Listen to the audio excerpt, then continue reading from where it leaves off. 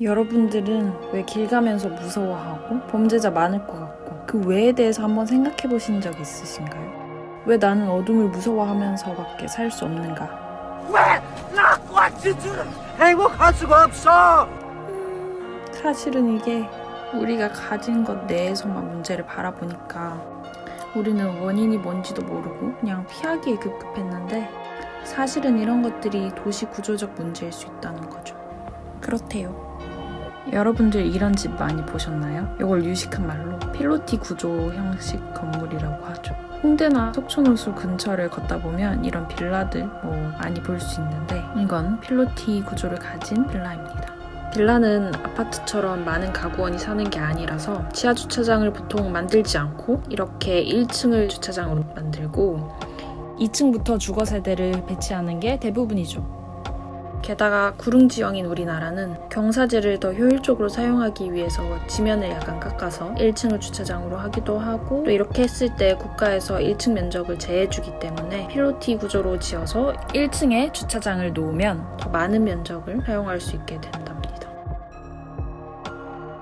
이렇게 아주 실리에 좋고 아주 사용하기 좋은 이 건물이 바로 요놈이 사실은 사람들의 공포를 가중시키는 원흉 중에 하나라는 거.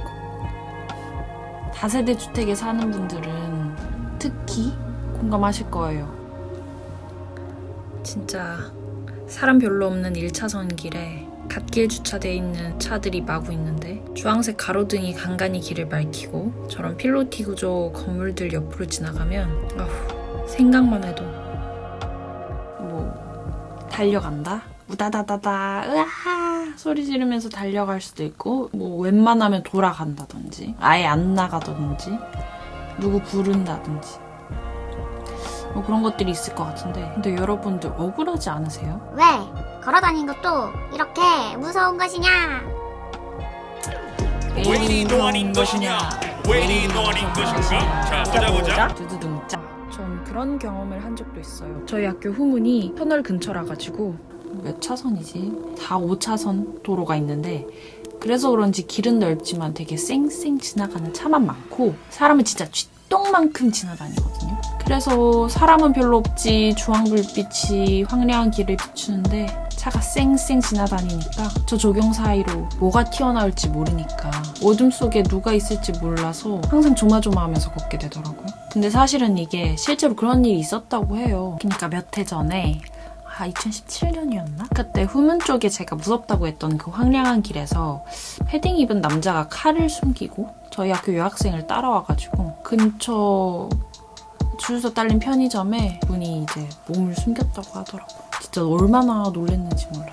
그런 경험을 겪는 사람이 충분히 있다는 걸 아니까 우리의 무서움이 허상이라던가 호들갑이라던가 허상이라던가 그런 게 아니라 실존하는 두려움이었던 거죠.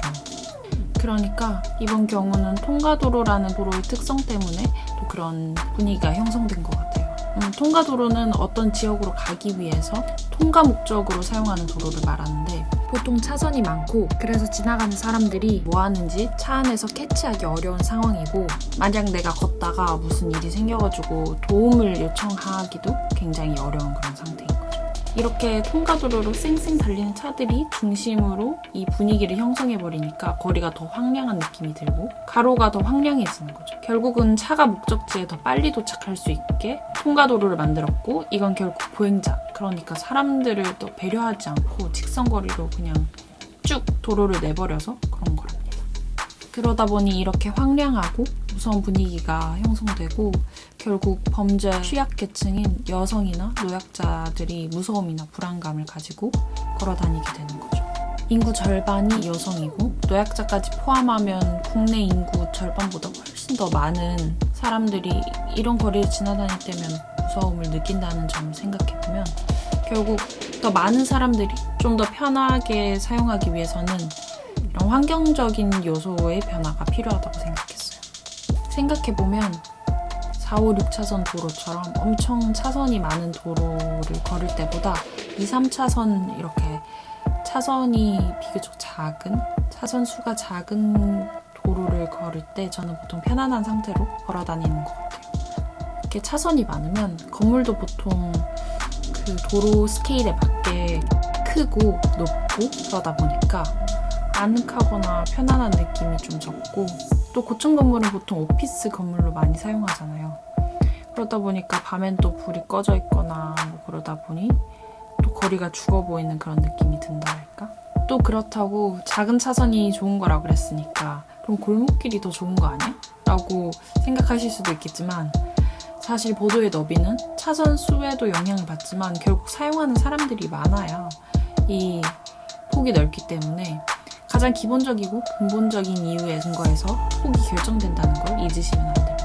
그러니까 골목길은 사용하는 사람의 수가 적어서 우리가 생각하는 그 스케일의 골목길에 머무른다는 거죠. 사람들 혼자 걸을 때 골목길의 경우 갓길 주차되어 있는 그런 차 사이로 누가 어디서 어떻게 나와서 나를 덮칠지도 모른다라는 불안감과 더불어 이렇게 되었을 때 내가 도움을 요청할 사람, 그러니까 나를 도와줄 사람이 없을 수 있겠다라는 불안감도 함께 도사리고 있다는 거죠. 그러니까 너무 커도 도움을 요청하기 어렵고 너무 작아도 어렵다는 거. 또 큰 경우에는 오피스 건물이 있는 동네일 확률이 높아서 일정 시간에만 사람이 많이 사용하는 그런 도로일 수 있죠.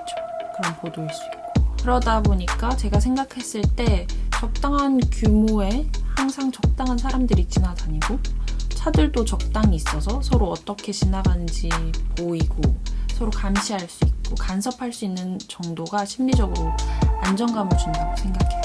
그러니까 사실 이렇게 큰 차도는 차량 중심으로 개발된 것의 결과물이고, 사람을 고려한다면 사람에 맞는 적당한 규모의 도로와 보도로 도시 구조가 변화가 필요하다고 생각합니다. 이렇게 해야 보다 많은 사람들이 공간 사용함에 있어서 모두 편안하게 사용할 수 있고 결국 더 많은 이익을 자아낸다고 생각해요.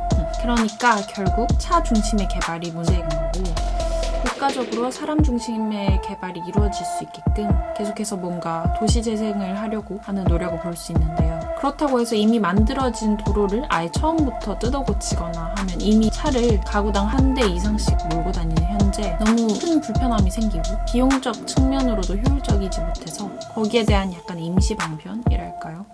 사람들의 보행 환경이 좀 더 쾌적하고 편안할 수 있게 서울로 7017과 같은 국가보도를 내어놓는 도시재생도 진행하고 있는 것 같습니다.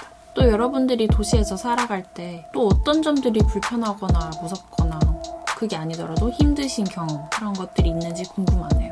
저도 한번 같이 생각해봐야겠어요. 그럼 생각하는 엘더였습니다. 안녕. 그럼 다음 시간에 더 좋은 영상으로 찾아뵙도록 하겠습니다. 생각하는 엘더였습니다.